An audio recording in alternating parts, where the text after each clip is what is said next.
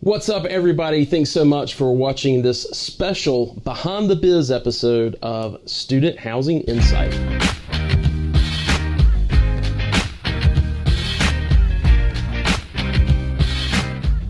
We've got one mission here at Student Housing Insight, and that's to make student housing better. We want to make it better for the operators and the employees that are working in the industry. We want to make it better for the vendors that are servicing the industry. We want to make it better for the investors. And most of all, we want to make sure that we're making it better for our customers, which are our students. When I find another company that is sharing that same mission of making student housing better, I like to talk about them. And that's what we're going to do today. One of those companies I've become increasingly intrigued with is a company with offices in the UK, India, and Australia called Unilodgers.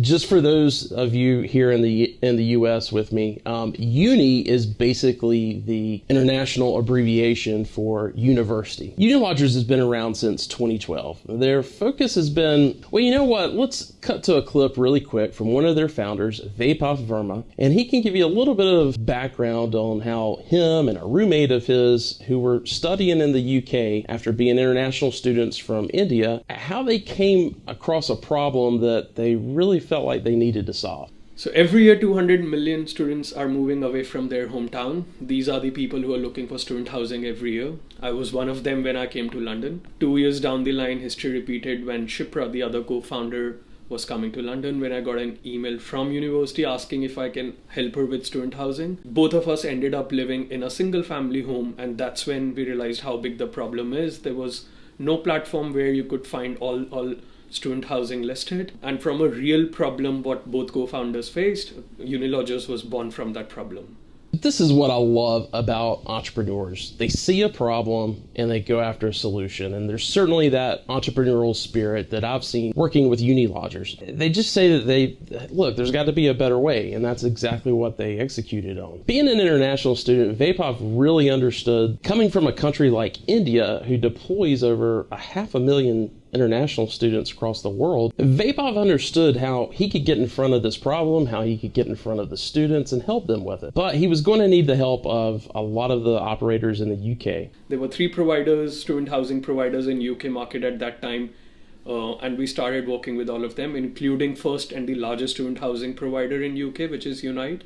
And while working with them, we realized that they all had 80 to 85% occupancy levels, whereas we had huge number of students who were looking for student housing in those markets, and that's when the natural marriage between Unilodgers and student housing operators in UK happened. Now let's fast forward to today. Unilodgers have over 1 million students from all 195 countries in the world. They are helping connect these students to purpose-built student housing, purpose-built student accommodations, as it's referred to in the UK and in Australia. It's through an online platform that's very similar to an Airbnb or an Expedia, and now they're coming to the US. Got a dream they got to share. They're coming to America. They're coming to America. Let me tell you a little bit about how Vaibhav and I originally met. We met at the Interface conference this past year. He mentioned to me that he had a service that was very popular with international students and wanted to spend some time talking to me about it. As we started going through that story, it felt like, okay, this is an internet listing service. So I began talking to him and waiting for him to mention how much this was going to cost on a monthly subscription fee or something like that. And this is where the story got really intriguing. Actually, Unilodgers is only paid a success fee once that person has not only booked, but has actually moved in.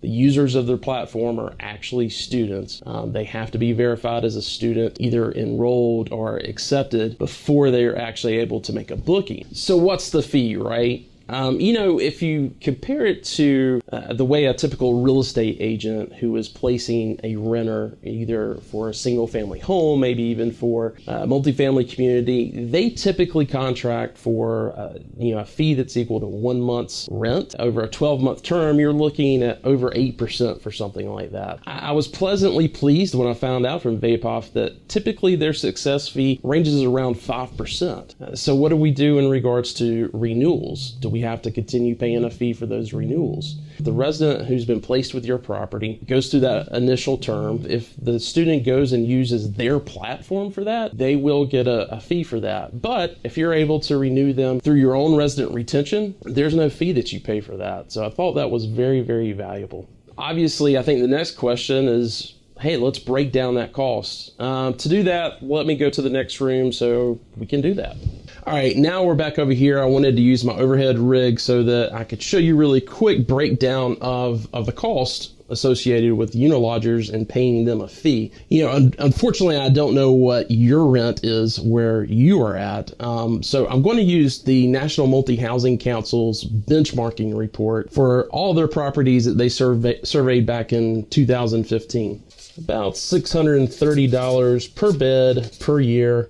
That's across all bedroom types. If you look at, a 12-month lease term, you're looking at $7,560K in total rent for that. Looking at 5%, $378 that you would be paying for new lease to Unilodgers. So $378, how does that compare to how much you're paying per lease now? I provide a supplemental video where I'll walk you through a cost analysis spreadsheet that I created that will allow you to determine the cost both for a specific property as well as against the expense benchmarks provided in NMHC's report. To see the cost analysis template, please follow the link in the show notes. So after I went through this exercise for myself, that really kind of got that first important question out of the way, right? What's the cost? How does it compare? Now my head just started flooding with other questions, mainly regarded to operations and customer service. How does working with someone like Unilodgers, how does that impact other parts of operations? And I just started getting all of these questions, and one of the main ones was, have they really been successful, as Vapov was telling me, in the UK and Australia with adding incremental occupancy? So I simply told Vapov, look, I got to go to London and speak with these operators, with these students, and really understand the story. And he said, Wes, I love that idea. Unilodgers will pay for it, but you've got to bring someone to video and document the whole experience. So meet Josh. Josh is a great friend of mine. Our families are great friends to each other, and lately he's become my ad hoc content creator for Student Housing Insight when it comes to video. And on top of that, he's a huge Arsenal Gunners fan. And for those of you who don't know about the Arsenal Gunners, they're a professional soccer team in the UK. Huge bucket list item that he had for himself to go to Emirates Stadium and see a game. So, back to the story. 2 weeks later from that conversation with Vapov, we're leaving Charlotte on a red eye and wake up in London. So now we're here, we're in London, a place I've never been before. I've got to tell you, the city was absolutely beautiful. The weather was, for the most part, good. Being in London close to Christmas and it being fall time is just an experience everybody should have at some point in time. So mixed into all this sightseeing that we did, we got to speak to a lot of people. And again, that first question that came to my mind and I wanted to get answered right off the bat, was Unilodgers really able to fill vacancy for these operators in the UK that they were having trouble filling themselves? So I met a couple of prominent operators that are in the UK, and here's what they had to say. In off-campus development, you may be significantly more reliant on multiple demand channels. And certainly in key Western markets, the globalization of kind of students moving around the world has meant that international students are highly attracted to a lot of those Western markets in the US, in the UK and Australia. And they're heavily dependent on an aided discovery experience to try and find accommodation. So, I think agents are a very valid demand channel in certain types of assets. It's really figuring out what component that is for you and having a good sense of what that cost of acquisition is for each of the demand channels coming into your assets. So working with an agent who really understands their local market, can demonstrate significant demand, and certainly in the case of Unilodgers, they've driven year over year demand for us. Unilodgers have been great for us on a number of levels, going from having a portfolio within London, purely within London, and having a more premium product, to having a more varied product across the course of the UK. They're able to turn their hand to filling multiple different categories. So, some of our prices start at, say, £99 a week. In the likes of Newcastle and Liverpool, we know that we can turn to Unilodgers to fill those. But we also then have the more expensive end of the market. We still have London. We have more expensive premium rooms in each of our assets as well, and Unilodgers as well can fill those. And it makes a big difference to be able to rely on filling that sort of top end of the asset, so that we know that ultimately late in the market within the UK, we will be able to fill those rooms if they are at a lower price point. But it's the higher price point that is always slightly a concern. So Unilodgers have been great at being able to fill the sort of more expensive rooms that we have.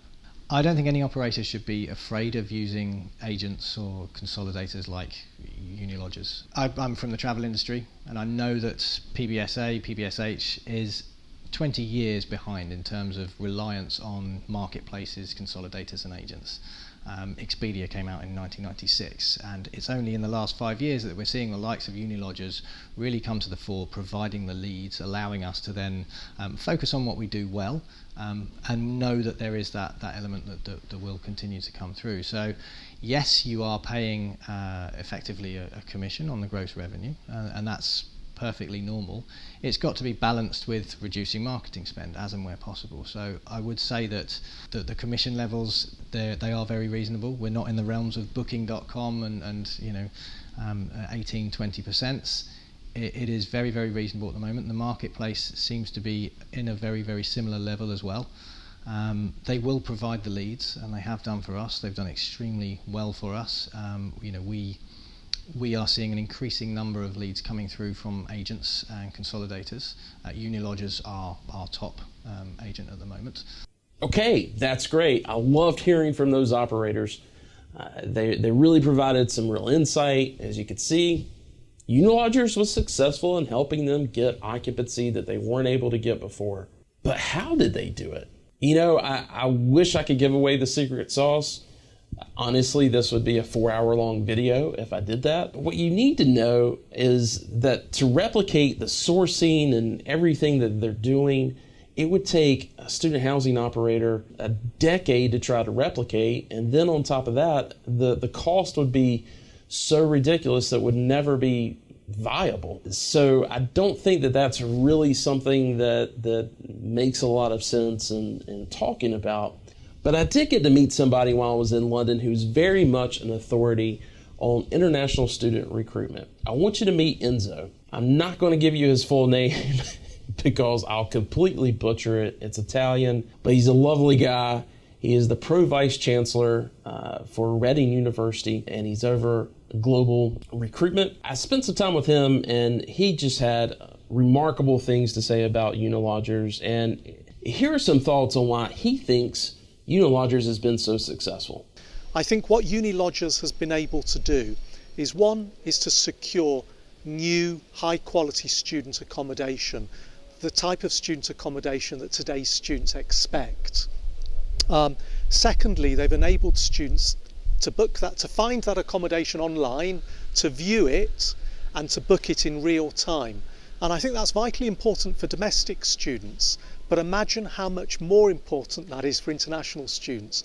All right, great. So we know they've got a great track record. We've spoke with the operators who have, essentially stated that yes, they've been able to help them fill rooms that they wouldn't be able to fill otherwise. We were able to speak with the university administrator who really has some insight into why they've been successful in being able to recruit international students on their platform. It really next comes down to that customer service question I had. We're serving the same customer. We've got to make sure that they're getting a great experience, not just up into the booking, but even throughout.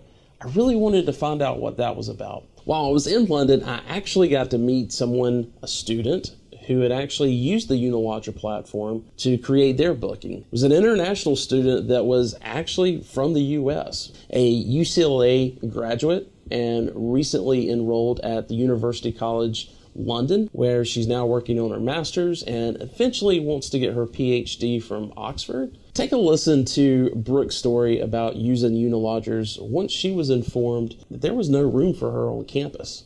I'll admit that I even cried because I was so stressed. I was like, oh my gosh, here's this opportunity that's like getting away from me because I don't know if I can find housing in time. And as a graduate student who's more serious and more focused on their area of study, I didn't want to be rushing to get accommodation that wouldn't be able to meet my needs, and of course fit my budget. Going to Unilodgers was kind of the best route for me to go. And so when I Googled them and a service and I found them, I was really relieved because I could tell that it had like positive reviews. You could immediately get in touch with someone over like online chat, which is really helpful to me because of the time difference and how I was working every morning, really early in the morning in LA. So I immediately got in touch with like a chat representative while I was on the bus to LA in the morning. She kind of helped me go through the entire application process. They did get back to me and just confirm, hey, are you situated in your housing? Do you like it?